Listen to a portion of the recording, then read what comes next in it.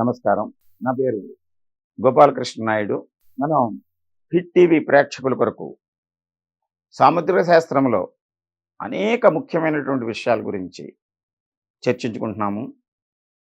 సాముద్రిక శాస్త్రం ప్రధానంగా మన గురించి, మన ఆరోగ్యము, ఆయుర్దాయము, మన మానసిక స్థితి, బుద్ధి విశేషము, మన యొక్క హృదయము, రిలేషన్, ఫ్రెండ్షిప్, ప్రేమ, మనం ఇతరులతోటి కలిసిమెలిసి ఉండేటువంటి విధానము, మన యోగము, అదృష్టము, సంపద, మన భాగ్యము, మనలో ఉండేటువంటి వ్యాపార భావము, మనలో ఉండేటువంటి ప్రజాకర్షణ విధానము, మనము కళలపైన, శాస్త్రాలపైన, ఇతర వృత్తులపైన మనము చూపెట్టేటువంటి ఆసక్తి, మన వైవాహిక జీవితంలో మనము ప్రవర్తించే తీరు, ఇవన్నీ మన మనసులో, మన బుద్ధిలో, మన శరీరములో ఎలా నిక్షిప్తమై ఉన్నాయి, వాటిని మనం ఏ విధంగా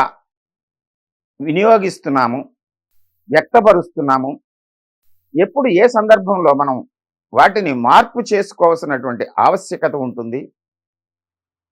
ఇలాగ అనేక విషయాలని మనం సాముద్రిక శాస్త్రం ద్వారా తెలుసుకోవచ్చు. తెలుసుకుని ఆచరించినటువంటి వారు, అనుసరించినటువంటి వారు తమ జీవితాలని ఒక క్రమ పద్ధతిలో పెట్టుకుని ఆనందంగా జీవితాన్ని గడుపుతూ ఉంటారు. తెలుసుకోనేటువంటి వారు తరచు అనేక అవరోధాలని ఎదుర్కొంటూ సమస్యల సుడిగుండంలో చిక్కుకొని వాటిని పరిష్కరించుకోవడానికి సతమతం అవుతూ జీవితాన్ని అసంతృప్తిగా గడుపుతూ ఉంటారు. ఏ విషయమైనా సరే మన జీవితం మనది. మన జీవితంలో వచ్చే సమస్యలకు వాటిని పరిష్కరించుకునేటువంటి అవకాశాలకు అన్నిటికీ కేంద్రము మన మనసులో ఉండేటువంటి, మన బుద్ధిలో ఉండేటువంటి బుద్ధి విశేషమే, నాలెడ్జ్. ఈ బుద్ధిని తెలియచెప్పేటువంటిదే బుద్ధిరేఖ. ఈ బుద్ధిరేఖలో అవాంతరాలు ఏర్పడితే, అంటే బుద్ధిరేఖ ఇక్కడ నుంచి ఇలాగా ఈ జీవితరేఖ సమీపం నుంచి ఇటువైపు వెళుతుందని చెప్పుకున్నాము. కొన్ని సందర్భాల్లో ఈ రేఖ పూర్తిగా ఇలాగా చంద్రస్థానం వైపు కిందకి దిగిపోయింది అనుకుందాం. చంద్రస్థానం వైపు దిగిపోయినప్పుడు ఈ దిగుతూ కిందకి శాఖలుగా విస్తరించినప్పుడు చంద్రుడు కళలకి, సాహిత్యానికి, ఊహలకి కారకుడు అవుతాడు కనుక ఈ బుద్ధి అటువైపు విస్తరించినప్పుడు వీరు ఎక్కువ ఊహాలోకంలో తేలుతూ ఉంటారు. ఊహిస్తూ రచనలు చేస్తూ ఉంటారు. తాముకు తాము కొన్ని అవరోధాలని సృష్టించుకొని వాటిల్లో ఇబ్బందులు పడుతున్నామనేటువంటి భ్రాంతికి లోనయ్యి లోకంలో కొట్టుమిట్లాడుతూ ఉంటారు. అంటే దృఢంగా ఉంటే, ఈ రేఖ దృఢంగా ఉంటే ఊహలని వారు కావ్యాలుగా, రచనలుగా, చిత్రాలుగా, నాటకాలుగా, అనేక రచనా వ్యాసంగంలో ఉన్నతమైనటువంటి రచనల్ని సాధించేటువంటి లక్షణం ఉంటుంది.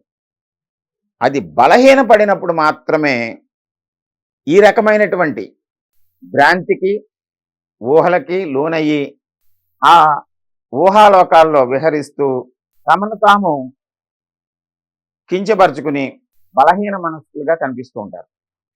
అయితే దృఢంగా ఉన్నటువంటిది ఉన్నతమైనటువంటి ఫలితాల్ని మనకి కల్పిస్తుంది.